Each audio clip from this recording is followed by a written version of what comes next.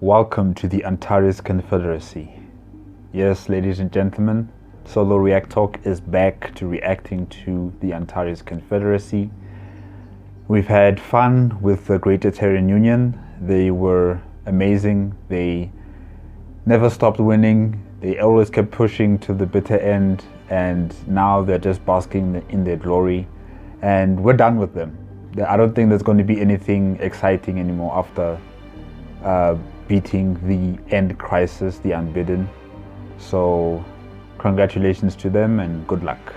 Now we're back with the Antares Confederacy, the Templin Institute, Stellaris Invicta, Antares Confederacy, part 4.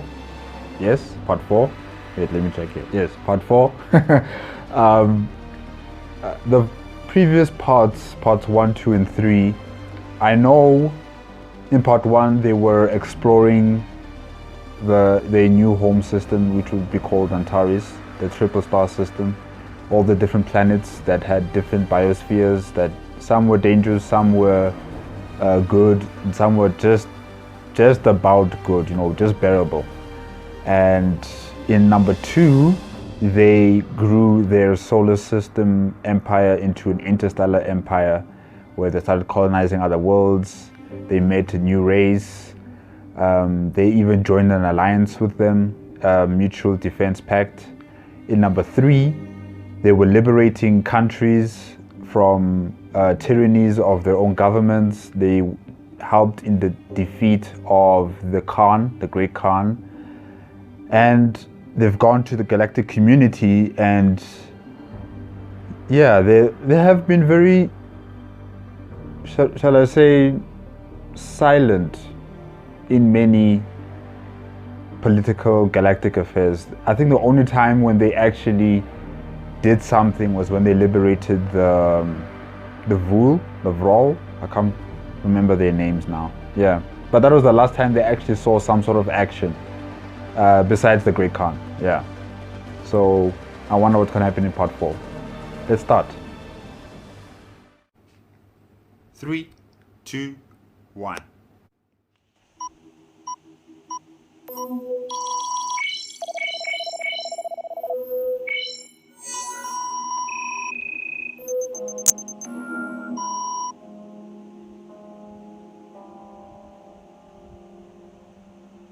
On February 27th, 396 AL, an announcement was made by the Prime Minister of the Confederate Republics of Antares. The time and date of the national address had itself been announced days earlier, and when Jiro Hashimoto, the man who had led the Confederacy to victory over the Great Khan, appeared alongside the heads of state from each republic, every office was empty, every school closed. The moment was unlike anything in the history of Antares, eclipsing even Reunification Day or the first successful flight of the Earhart beyond the boundaries of the miasma. The history of the Antares Confederacy, the Prime Minister acknowledged, had been built on a lie. A lie intended to protect rather than deceive, yet nevertheless devastating in its consequences. For all its history, the leaders of the Earhart flotilla and the republics that had followed had claimed that no messages from Earth had ever been received. They had said the fate of their home world was unknown. The truth was, when the Earhart flotilla first emerged in the star system that would come to be known as Antares, at least 100 messages had been received. They were garbled and fragmented, but when pieced together, told a story of anticipation, followed by carnage and tragedy. At the time of the Earhart flotilla's departure, the nations of Earth had detected seemingly artificial broadcasts of repeating mathematical patterns. While unequivocal proof of alien life had not yet been found, it was no longer easily dismissed as purely science fiction. The records of when the Skrek first arrived in the solar system were lost in the war that followed. The exact course the conflict took was similarly consumed. Only the craters where once stood ancient cities of mankind, carefully recorded by hidden Confederate drones, hint at the full extent of the cataclysm. The Skrek were an ancient civilization, possessing knowledge and technology far beyond the realm of human understanding. But their vast empire had been consumed, and what remained became obsessed with the study of lost glories. Why they chose to conquer humanity, to travel well beyond their borders to a distant part of the galaxy and ignore every other species on the way, could not be explained. But choose the human race, they did. The United Terran Protectorates emerged from the end of the Earth as a captive state, bound to serve the will of the Skrek and help them reassert their power across the universe. As history was rewritten and forgotten, what remained of mankind became willing collaborators, expanding into space and reaping the benefits of their servitude. When the first representatives of the Antares Confederacy encountered the United Terran Protectorates within the halls of the galactic community, they were not treated as long-lost brothers and sisters, but with open contempt. Only in the decades that followed was it discovered that this had been, at least in part, a ruse. The few Terran diplomats and support staff that passed messages to the Antares Confederacy always disappeared soon after, but the information they relayed was horrifying. Not every detail was revealed to Antares. You can imagine, you know,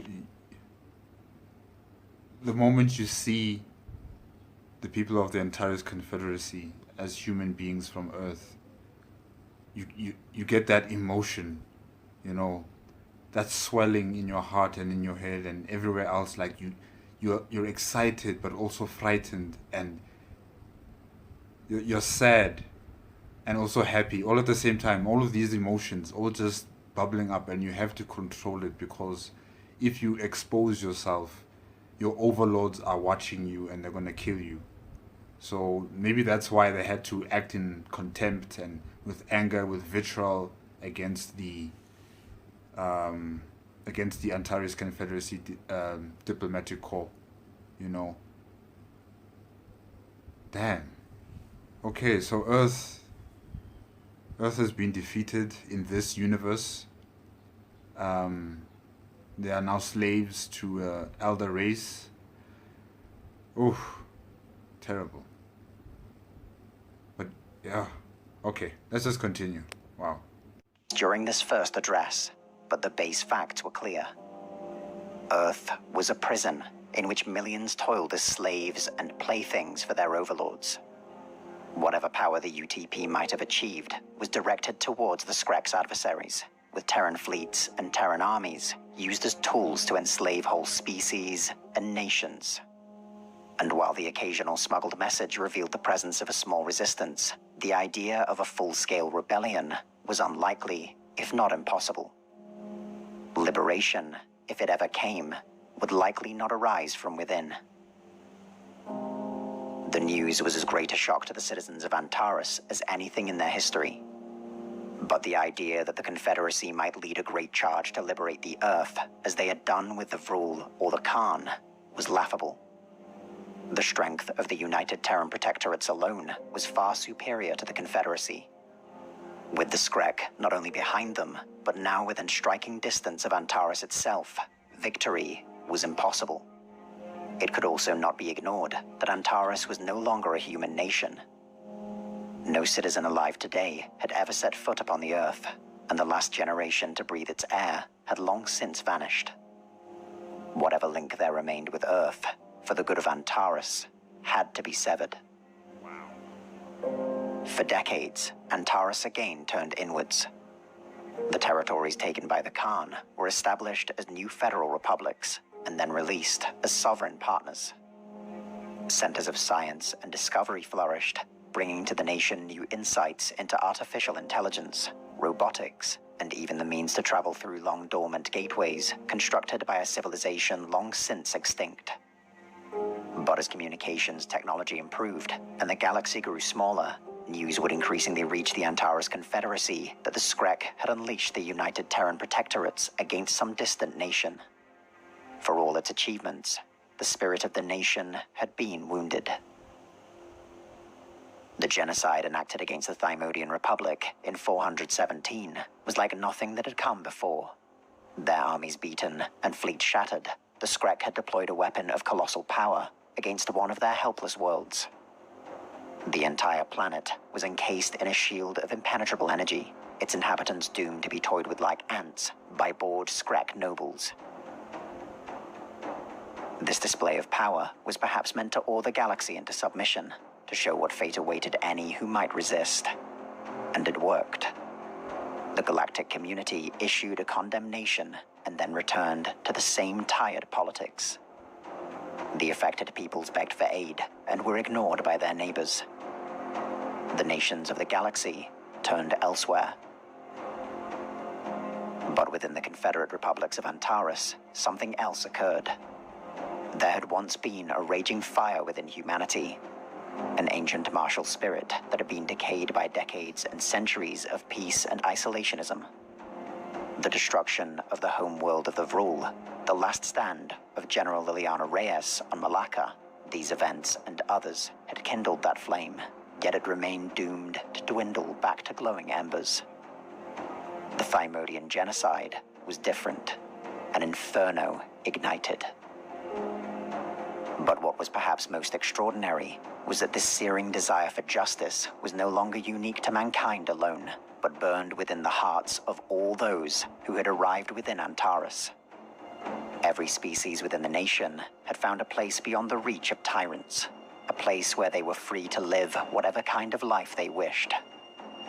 But the achievements of Antares were meaningless if they came at the expense of a galaxy that cried out for help and was ignored. The fire that burned within the nation might have been described in 1,000 different ways by 1,000 different cultures, but the overriding feeling expressed... Guys, we're going back. We're going back to war. We are going back to war. I think. I can sense the way the narrator is talking, the direction he's taking us to. We're going to war. Okay? I don't know how, I don't know when, I don't know with who, but we are going to war. Yes. ...itself in a simple idea. Evil must be opposed. Historians have often claimed that the Confederacy's declaration of war against the perpetually unstable Althorian Empire in 422 might have arisen from this feeling of helplessness turned to bitter rage that had emerged across Antares. While Earth could not be liberated, the Althorians could. The Confederacy's victory was swift, but the war had not been fought in pursuit of new territories. It had been waged to free the slave armies forced to die in that empire's defense, to rid that nation of an emperor who, like the Skrek, saw his subjects as only chattel. Had the liberation of the Althorians echoed that of the Vrul centuries earlier, with a slow descent back into autocracy, perhaps the Antares Confederacy would have given up on its interventionism, its flame extinguished. But experience was everything, and the lessons learned with the Vrul and the Khan ensured that the institutions established by the Antares occupation forces within the former empire were not so easily dismantled. At first, the former slaves and citizens of the Althorian Empire exercised their freedom under the protection of Confederate guns, but when those guns departed, the impact of Antares remained. The liberation of the Althorians was a seminal moment in the history of the Confederacy. It was not the first time that their nation had fought to uphold their most cherished values, but it was the first time that their success had not turned to ashes in the decades that followed. Following this triumph, the power of the Skrek no longer seemed insurmountable. Senators who had once dismissed the notion of addressing their brutality now began to argue, with increasing vehemence, that Parliament denounce them, confront them. The nations invaded by the Terran protectorates, the species enslaved, they were no longer nameless entities to the people of Antares. Humans might no longer be the majority within the nation, but they were hardly the only species to have suffered. The Confederacy was a realm of refugees and immigrants fleeing the power of tyranny, and with each new atrocity brought to light came the desire to resist. It would be many years more before the declaration was made, and the Antares Confederacy embarked on its great crusade, but the path was beginning to present itself. When the nations liberated by Antares joined together to form a new federation of equals, when construction began on a fleet yard the likes of which the galaxy had never seen, Guys, We are going to war. We are coming for Earth. We are coming home. We are coming home. Just a bit longer. Just wait a bit longer. We'll be there. We'll be there. Present could have truly appreciated the lasting importance of these decisions. Whether the officials at the time recognized the true meaning behind their actions, Antares was beginning to arm itself for a seemingly inevitable confrontation. There had once been a statue located in the harbor of one of Earth's great cities. At the time of its construction, it was described as the New Colossus, and a sonnet of the same name was inscribed at its base. Its message had been deemed so offensive and laughable to the Skrek that the statue had been reduced to molten slag, reforged into alien jewelry to be worn by their mocking nobility. No human alive today has ever seen the figure that once stood upon sea-washed sunset gates. A mighty woman with a torch, whose flame was imprisoned lightning, and her name Mother of Exiles. From her beacon hand once glowed a worldwide welcome, whose silent lips once cried, "Give me your tired, your poor, your huddled masses yearning to breathe free." Yet a galaxy away from where that statue once stood, flames of imprisoned lightning burn not in a single torch, but across an entire star system, an entire nation. A nation that for centuries has provided refuge for the tired, the poor, the huddled masses. To all those yearning to breathe free, Antares is seen as a mother of exiles. The Skrek see something different. They see and fear a new Colossus.